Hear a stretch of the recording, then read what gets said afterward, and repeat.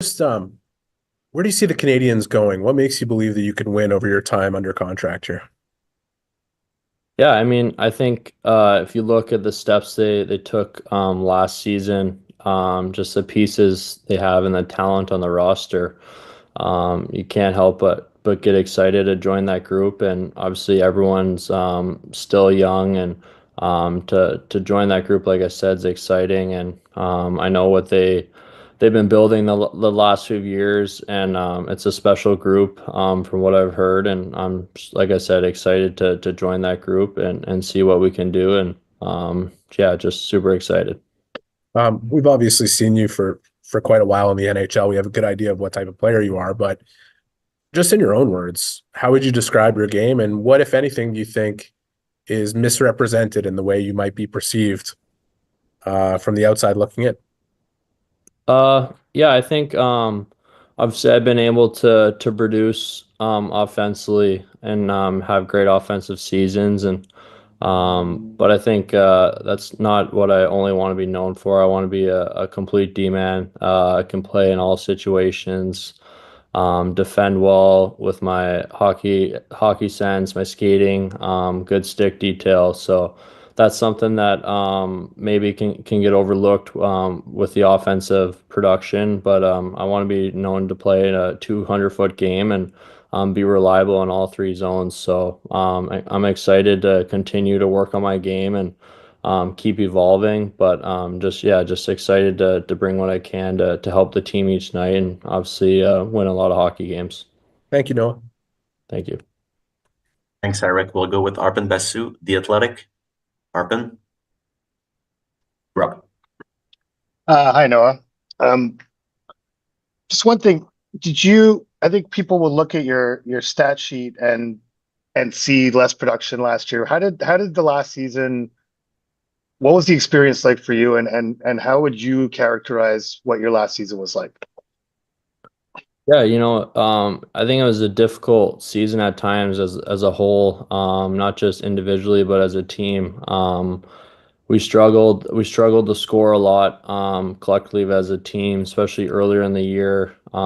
Team dealt with a lot of injuries, a lot of moving parts in and out, and like any season, there's highs and lows throughout that. But I think just taking the learning experience, dealing with maybe as a team and individually struggling to score and produce, and just having to find ways to be effective each night when things aren't going in, was something I really try to learn from and grow and evolve. But yeah, it's obviously you want things to be going well all the time, but you got to find ways when things aren't going well as a team to find a way out of that and produce offensively when you can. But when that's not happening, you got to make sure you're reliable defensively as well. So I was able to learn lots through the season, and excited to get ready for next season. Hi, I'm just wondering, looking at the defensemen the Canadians already have you put thought into who you might play with, and also the possibility of maybe playing with Lane Hutson? Yeah, it's a good question. Obviously, things have moved pretty fast today. Obviously, the last couple of days have been hectic with a lot of unknowns, and but yeah, I mean, I'm super excited to join the group.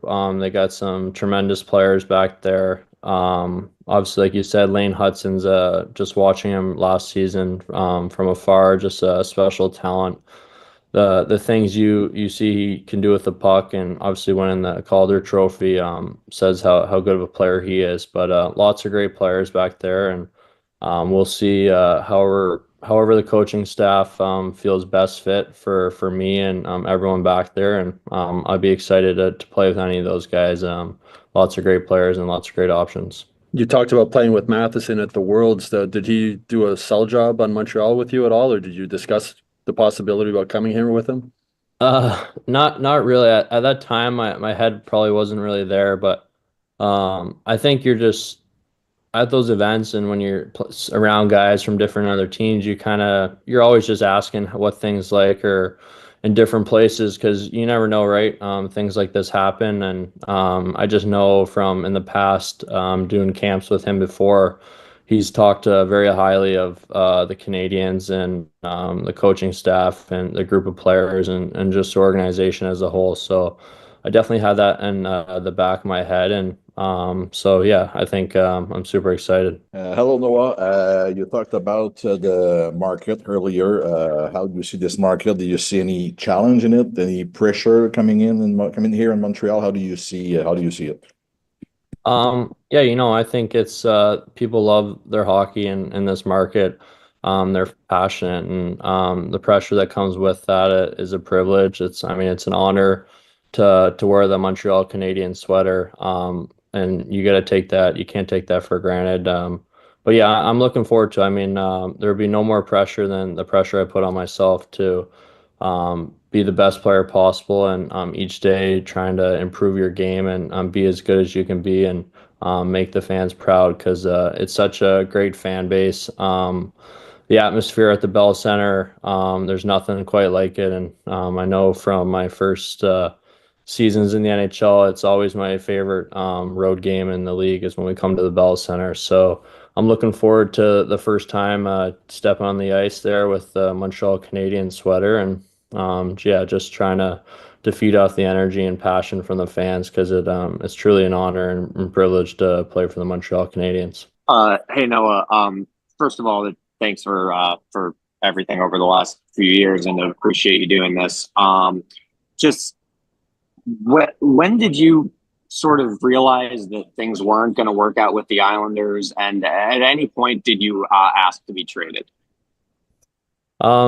Yeah, I think obviously after the season, played in the World Championships and came back. We had a new GM, and obviously he was getting settled. So then once kind of conversation started with my representation, we tried to work on finding a deal and staying on Long Island. That was always the goal at the start, but unable to find any common ground on that. And at some point, we just felt best it'd be to go in different directions and maybe look for a trade. And I got nothing but great things to say about the Islanders organization and my time there.